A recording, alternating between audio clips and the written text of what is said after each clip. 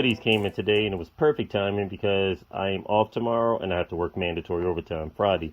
So these are the pieces I needed and was waiting on. I ordered the fittings for my DQ500 oil cooler.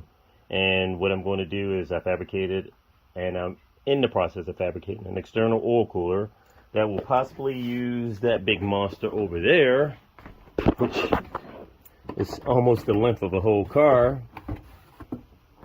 And instead of using the factory heat exchanger, I'm doing some more research and development because I just discovered something.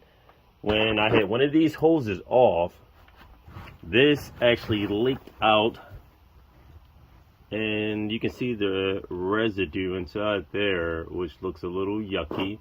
I'll actually turn on a flash possibly to see it a little bit better, but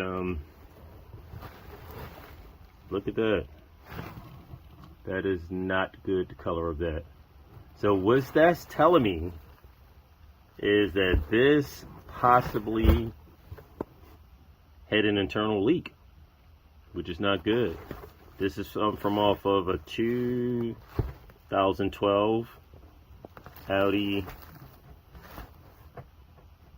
A7, and if this is leaking, then that means it's a potential for the one that we have on our cars to leak. So what I mean is, coolant goes through here from the engine. So this hole's right here, and this hole's right here. Coolant from the engine circulates through this, okay? The transmission oil flows through here and out of this hose right here. If this leaks internally, and it's kind of touchy if you want to mix the two, that leaks internally, that means you're contaminating your transmission oil. You're sending coolant, potentially antifreeze, whatever, a mixture of that, as well as your transmission oil, into your transmission, and that can definitely extensively shorten the life of your transmission and destroy the clutches. So imagine you spend $2,000, $3,000, $4,000 for a stage 1, 2, 3 clutch setup.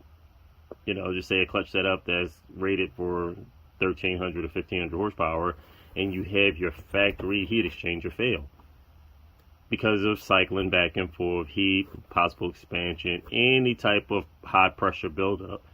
And you can see some of the brownish color discoloration in here. That's not good. So we may not necessarily have to use a specific heat exchanger like this. We could possibly just go for a typical oil cooler. The reasoning for that is because when you start your engine, okay, sometimes people may think, okay, I need to bring up my transmission fluid, and that's the misconception possibly.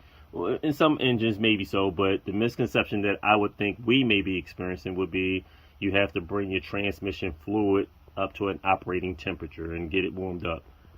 But the flip side of that is our DQ transmission fluid / oil is similar to that possibly in a manual transmission. And for example, a manual transmission is, you don't have a heat exchanger on here. You don't have the worry about the valve bodies heating up really hot, the solenoids from just opening and closing and shifting through the gears and trying to maintain the temperature with that. If we run a separate oil cooler, that may suffice to be perfect and keep things at a perfect temperature without the risk of this failing. If a typical oil cooler fails, you have just a leak and you'll know that. But if this leaks and fail, you will not know until your transmission is destroyed and your expensive clutch kit is destroyed that this seeped coolant into your DQ500 transmission and end up blowing and destroying your clutches and everything, destroying your gears because your gears got more brittle from a liquid heating up and getting in there, and your gears getting hot and potentially snapping off, shearing off, or breaking, and that is not good at all. So I will do some definite research and pretty much come to the conclusion that we may not need this at all. We can possibly just run a separate oil cooler and have the fan on there, which would be awesome because they have, like, for example, rear differentials. A lot of high performance cars got a rear diff that runs a separate oil cooler to maintain the temperature of their rear diff. Hence, why can't we do something like that with our DQ500, maintaining a perfect temperature? Because the downfall is, if we're running a factory heat exchanger as well, even having a separate oil cooler, you will only be able to minimize the temperature but so much, because the hot antifreeze is still circulating through that heat exchanger and will always maintain a certain temperature.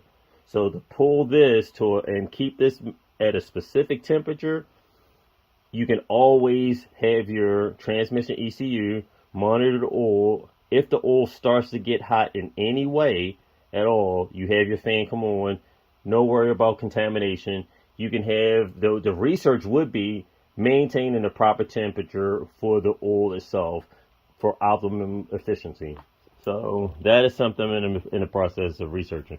But back to this, luckily we got our parts in. I'll tap the adapter plate for this. I had to get a -8 3/8 NPT fitting. I have a brand new one straight out the box. NPT fitting, never used. Sharp cutting gears just to cut through that aluminum like butter. And I'll step it up, tap this, and we'll have some beautiful fittings, vibrant fittings that'll come out of this bad boy. Swivel, so if we have to pivot this a little to the left or the right to adjust our hoses, if there's engine flex or anything like that, this can shift a little bit back and forth without the risk of potentially snapping this off. And of course, we'll possibly run some braided line or whatever lines we determined to run from this to our oil cooler. And to tap the adapter plate, I have my typical old school tool for putting my tap in and tapping. And I'll use the modern day ratcheting to ratchet and just make it a lot easier when I'm going to cut my threads in position.